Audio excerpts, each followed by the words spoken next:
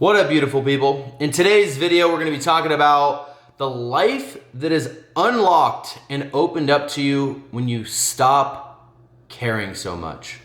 When you stop caring what other people think.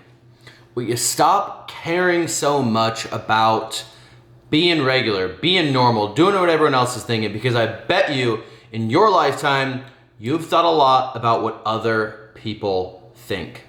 You've just cared a little bit too much, and it's normal. It's okay. I've been there, totally.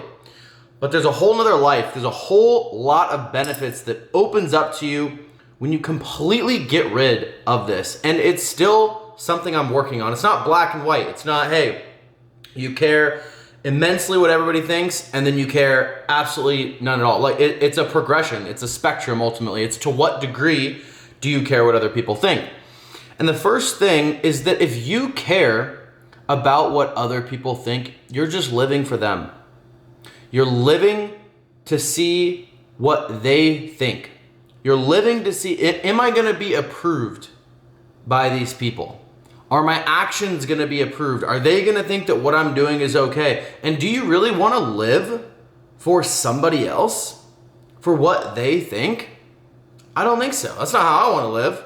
Certainly not. I want to live for me, right? Matthew McConaughey said something really funny in an interview recently. Said, oh, stop being so full of yourself, Matthew. And he goes, well, who am I supposed to be full of?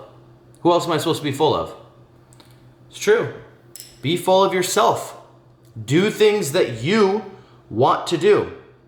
Everybody is entitled to their own opinion. That's okay. But everybody's opinion differs widely. So you have to stop caring what other people think. And some of the time, those people are your friends, are your parents, are other people maybe that you actually care about. You can care a lot about them, but it can be very dangerous to care too much about their opinion, because it will ultimately change who you show up as and your ability to live your truth. That's what I say on this channel. That's what I say. That's my new motto. Live your truth. Nobody else's. All right? Think about anybody that is successful. They had to do something at some point that somebody could have judged them on, that somebody could have called them out, that somebody could have had an opinion about why that's not the best, right? Think about that. If you're a painter, someone's gonna be like, why do you spend so much time painting? You can be a professional athlete, and all through high school, all you did was practice. People are like, why do you practice 4 hours a day? You already have practice with the team. Why do you spend another 3 hours practicing? Why do you never come out and party and chase girls? Why do you never smoke weed? Why are you so dialed in? You're gonna be judged, right? Why are you posting videos online? Nobody watches those. You're not getting any views. Why would you do that? Oh, you're a singer? You wanna stand up in front of people and like sing to a crowd? What the hell? Like, you're gonna be fucking judged for everything you do. Anyone who is super successful had to put their ass on the line, had to put their reputation, had to put whatever out there that somebody could judge. It's literally a prerequisite for success. Can you point to anyone out there who's done something amazing and creative, and someone who's just like, wow, they're really like living, they're really going for it. They're really living their truth. They're really living authentically. They're being creative. Like, dude, that person didn't give a fuck. Didn't give a shit what anyone thought. They just went for it 100%. And the cool thing is like people will start to love you for it. If you think about any of those people, think about famous people, famous singers, dancers, athletes, actors. Like, they just have to fucking go for it, but people love them. People ultimately love people that don't give a shit what anyone thinks, so much so that they can chase their wildest dreams. And that's pretty fucking cool. And I think you'll get more praise. And the other point to keep in mind there is like, you may get some judgment. You will get some judgment, right? That's part of it. But it ultimately acts as a filter.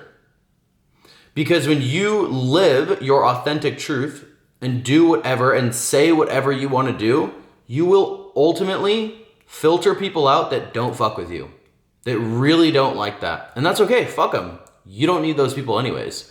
But what you'll also do simultaneously is you will hardcore attract the people that really do fuck with you. You know, it's like kind of like the whole polarization thing. You think about like very polarizing people in the public light, like Donald Trump, right? It's like he repels a bunch of people that don't fuck with him, but then everybody that does, that agrees, it's like they just love him, you know? And so I think that's really how you build a hardcore, diehard fan base. And even it doesn't even have to be your fan base. You don't have to be famous. You don't have to be in the public light. It could just be friends, people in your social circle. It's just like they fuck with you so much because you're just living your truth and you don't give a fuck what other people think. And you say what you want to say. And I think also like something to consider on that point as well is like the whole romantic prospects thing. Because I've thought about this as I've started to live more authentically and say what I want to say and just be myself. I have thought to myself, am I sacrificing potential romantic prospects in my life that don't fuck with that don't like that? And I think the answer is yes, ultimately. But again, it's like that filtering thing. I think in the short term, it's a loss. In the long term, it's a gain, right? In the short term, there's probably some girls in my social life that see me posting videos and they're probably like, oh, that's weird. That's cringy. Oh, I don't like that. Or maybe they just don't like somebody that posts in general. Oh, this guy posts all the time. What is he, full of himself? Oh, I want a guy that's not on social media. All right, cool. I get it. That's fine. Like I probably missed out on some tail. Probably missed out on a few dates of some girls that maybe otherwise, had I just acted normal, had I just did what everybody else did.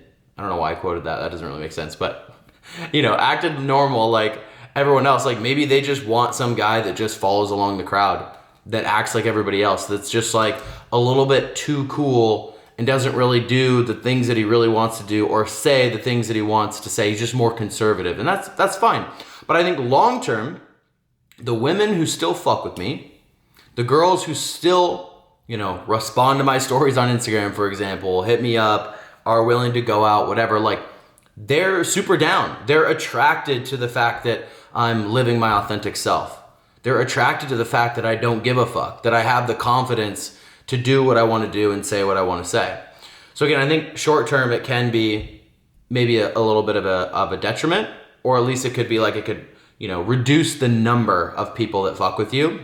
But ultimately, I think long term, you'll find the right one. I'll find the right one, right? Which I think is cool.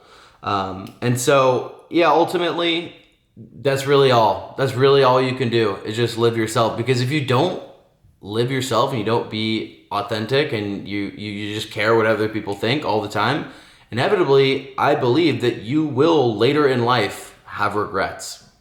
You'll be on your deathbed.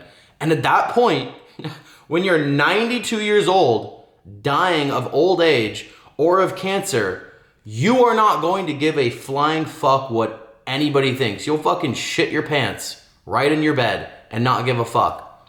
You'll think back to all those people who you cared about their opinions when you were 20, when you were 15, when you were 30, and you'd be like, I don't know who any of those fucking people are anymore. They were never a part of my life. I knew that person for 2 months, but I cared what they thought, so it changed my behavior, and now I'm on my deathbed looking back like, fuck, what was it all for? I don't give a shit about those people. They were never in my life, but for a split second. Yet because I was afraid of what they thought, I took different actions that ultimately led to me stifling who I really am. I don't know about you. That's not how I want to live, and I certainly don't want to have those thoughts when I'm 92 years old. I got enough bullshit going on. I got enough shitting my pants and other things going on to be worried about than me having regrets for caring what other people think. Thanks for watching. Cheers.